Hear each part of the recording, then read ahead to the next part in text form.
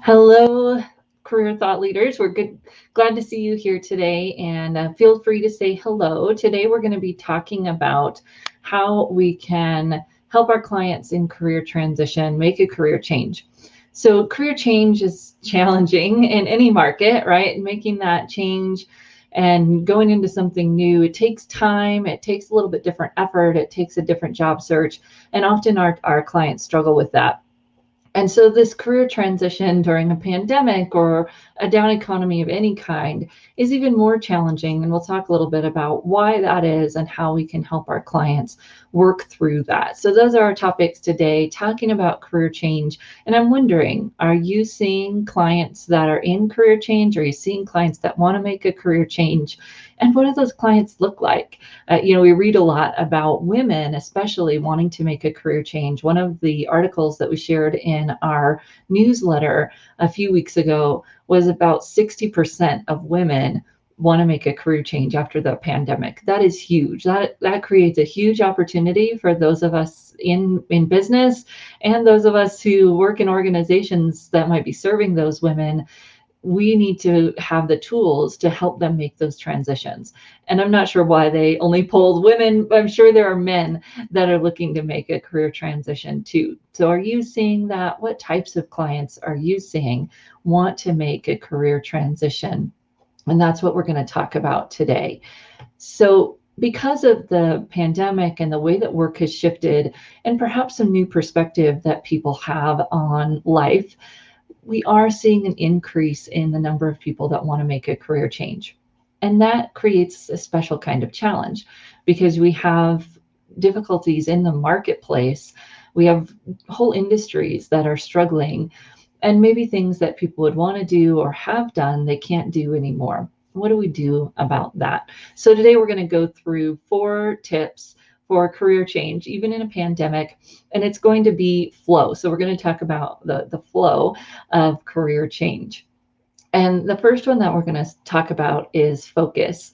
And this is no surprise, right? We know that our clients need to be focused, but what we might not think about is how specifically that focus is so important in a down economy, especially, and in a virtual job search where people are going to be moving faster, judging more on skills than on network, and maybe networking is a little bit more challenging. So here's what I found, and you may have seen this as well, that when people are making a career transition, it takes longer for them to land a new job. Their fastest job search is in the industry where they already have experience and the role where they already have experience. And that's the what and the where. So we have to help people figure out, what do they want to do? What titles, what skills are they using? What are they doing? What role? And then where are they going to do that? What industry, what types of companies, maybe even what size of company, depending on the person in their career.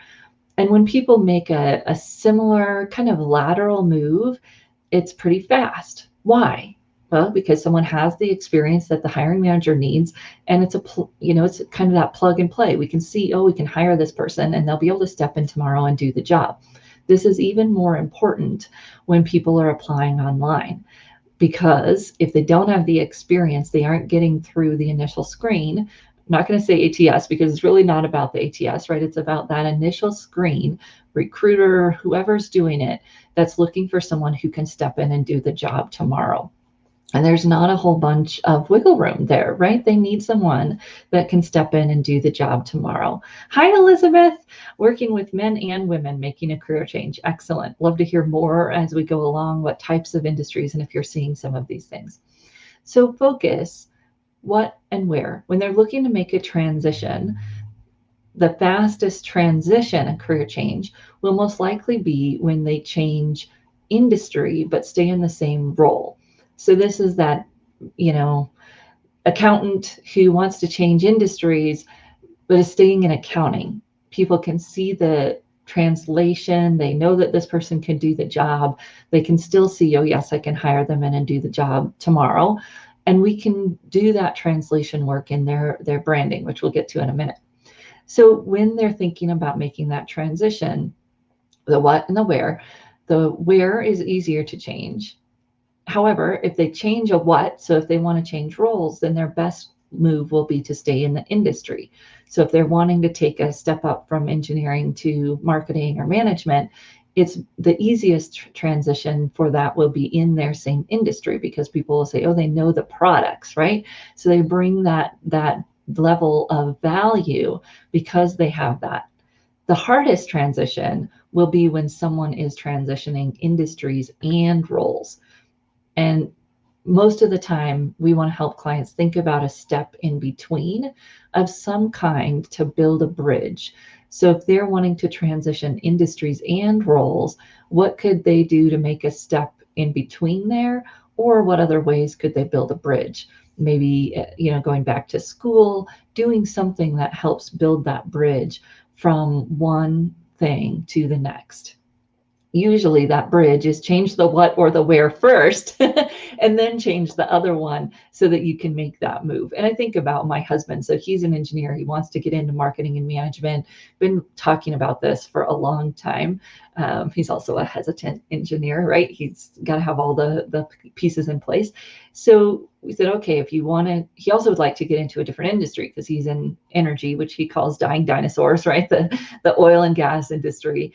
And he'd like to get out of that industry. We got to make one move at a time. So you want to change roles first, or do you want to change industries first so that you can make that transition? He's also going back to get his MBA, right? All of the pieces trying to make this transition, moving to a company that had an alternative energy division so that he could change that kind of where within the same company, getting out of oil and gas and into alternative energy. So it may be a process, it may be some steps that the client's going to take, but they'll feel that momentum when they start to see success, even if it's just one step instead of the two that they maybe wanted to take. Hi, Deb. We were just talking about what types of clients you're seeing making this transition. Again, a few weeks ago, we shared some data around women making a career change. Wondering if you're seeing women making career change, men. Hi, Robbie. Good to see you. So let me know what you're seeing as well. So that's the first step, is that they have to have focus, and that who and what, then the what and the where starts to set the who, which is who is their target audience. Who are they going to be targeting with this document? That when we get to the resume place, right? And people usually start with the resume, and then we say, oh, no, we got some steps to take before we can write a resume, especially for career transition. Even if they kind of know what they want to do, usually there's some refinement to be done here. So just as we're moving out of this kind of focus phase, I'll share the process that we use in our Certified Career Transition Coach program. And this is just a quick thing that we've been using for almost 10 years now. It's hard to believe how much time goes by. It's the whys. So what drives or motivates them, those values, what are they looking for? In what industries will they thrive? So where do they want to work? Who do they want to work for, work with? And oftentimes hear people say, oh, I don't really care. And it's like, well, okay, we don't have to get a ton of clarity there. But my guess is that does matter. And we'll come back to it. What skills and strengths do they want to use? And then what experiences can I leverage? And this is the next segment of my little flow plan here, is really thinking about how they can leverage their experience. When people make career changes, oftentimes they want to kind of sweep their old career under the rug, and they really dive into this idea of transferable skills, which end up being a lot of fluff and soft skills stuff, but not communicated in a way that adds value or is rooted in proof.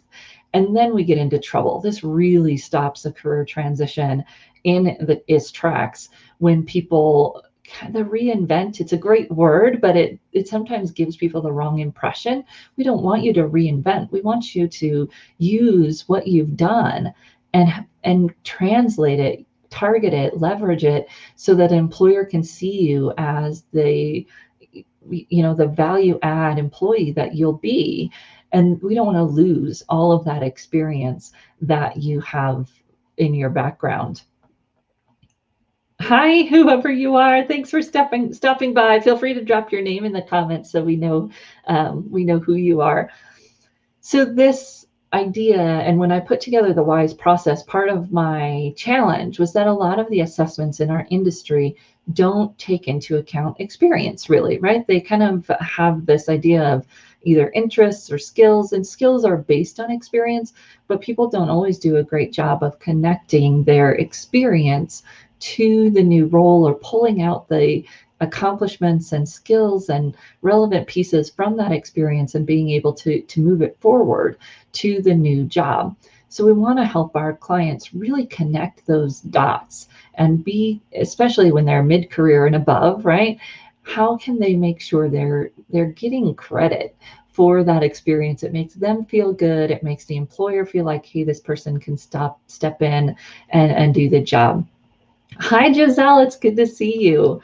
Let me, so that's one of the frameworks that we use to really help people think about what they need to have focus in, but then also the importance of assessing, if you will, inventorying that experience and moving it forward to the new thing. We don't want to sweep it under the rug. I worked with a lady once who was transitioning from being an admin to being an accountant, and she wanted to create a functional resume and don't put any emphasis on those admin skills because I'm an accountant now.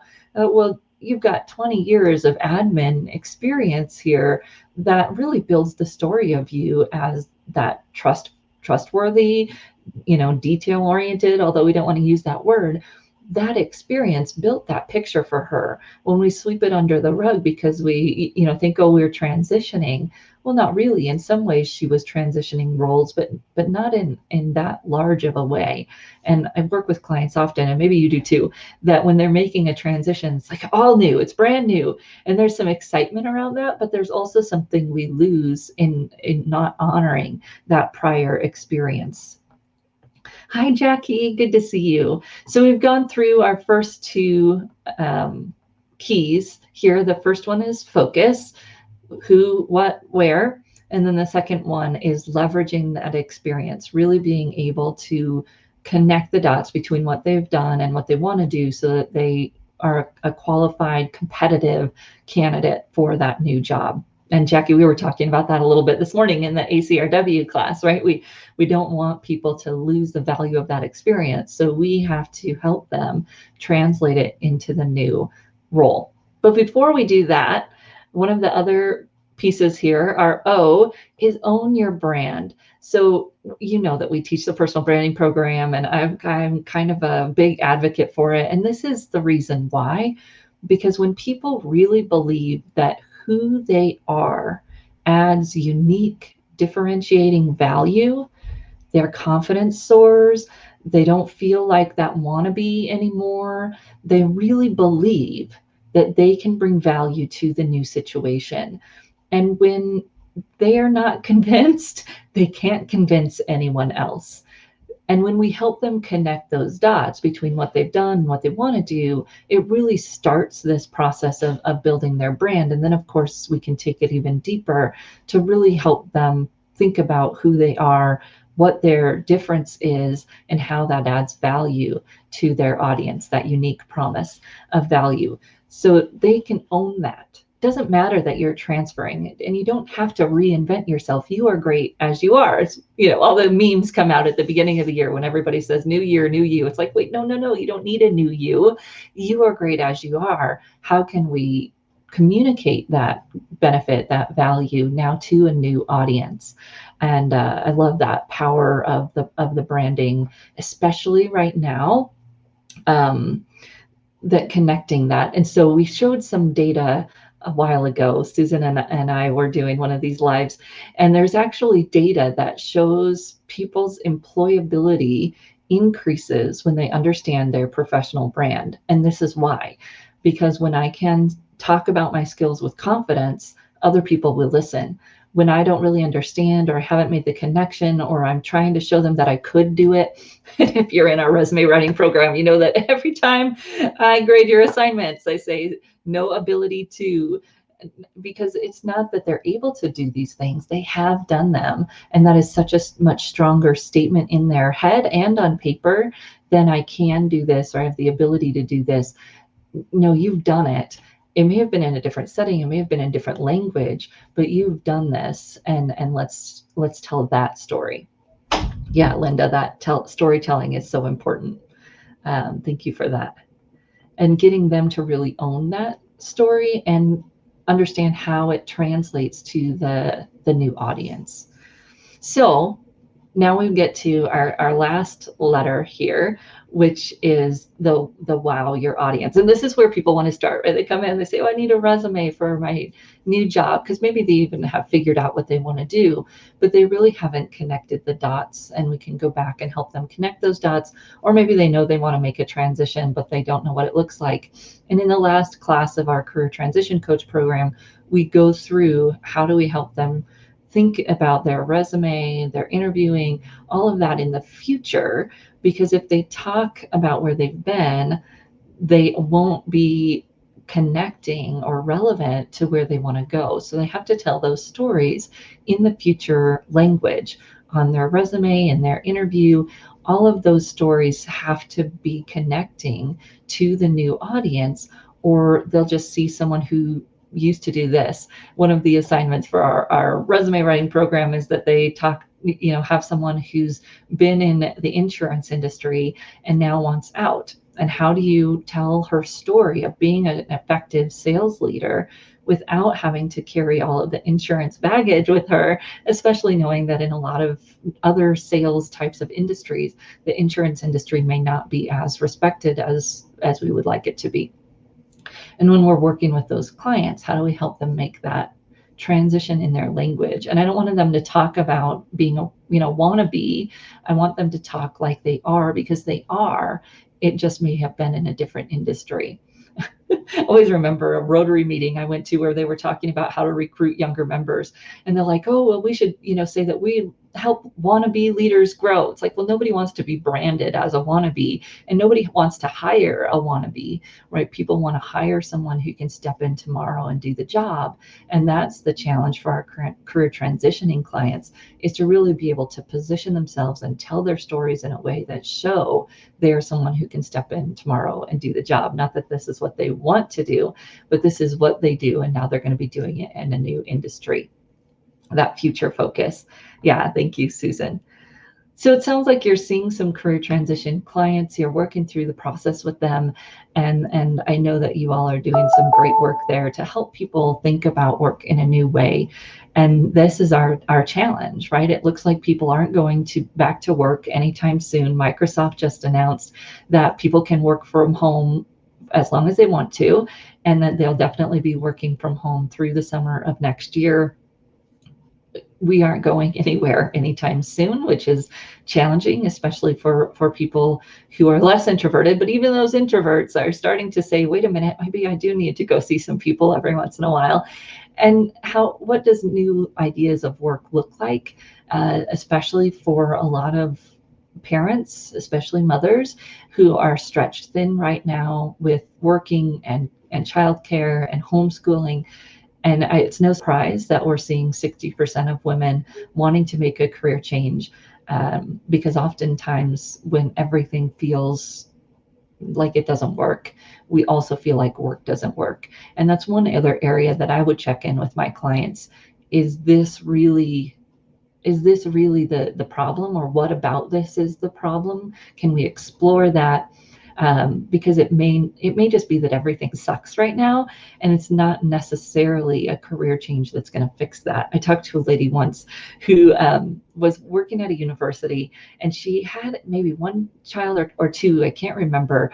And I think I had very similar age kids. And she was saying, I'm just unhappy and I'm tired and I'm not motivated. And I thought in my head, well, that's because you have two young children. I love what I do, and I'm tired and sometimes not motivated. And, so there's seasons of our lives where maybe we want to fix it with a career transition, and a career transition really isn't going to fix it. And that's what we all can do as coaches, as well as help people figure out what part of it they want to fix and want to work on, because making a huge career transition right now may actually add more to the fire. when it sounds like it might fix it. I don't know if that makes sense or resonates with any of you. I just see that angst and frustration and tiredness. You know, a lot of our colleagues who are parents and trying to run their business or do their job. And I think career transition may be a outlet for that. It may be the right outlet for some people, and it may not be the right outlet for others. So helping them just explore that idea too of what is the problem here and how can we fix it without maybe causing more problems. So Michelle, Carol, and I are starting the career transition coach class here for the fall in November 2nd. And if you want to get together with some colleagues and refresh or get a process for career transition coaching, maybe you want to take advantage of this new market of people that is looking to make a career transition, we'd love to have you in the class and in our community. And if you have any questions about that, you can let me know. And here on this live, we'll be talking more about the trends because, of course, we've got our 2021 trends that we talked about last week, and we'll be diving into those a little bit more as the weeks go on. Yeah, transitions changes can be more stressful. We want to make sure that it's the right, not the right thing, but that it makes sense for the person. So I appreciate that, Linda. Thank you. Anyways, we will see you back here next week for this live. And if you have any topics that you think we should cover, or if you watched the one last week where we announced our 6 mega trends for the 2021, if you've got ideas or things that we should cover, or you want to come on and talk trends with me, let me know, and we will see you again next Tuesday. Thank you, everyone.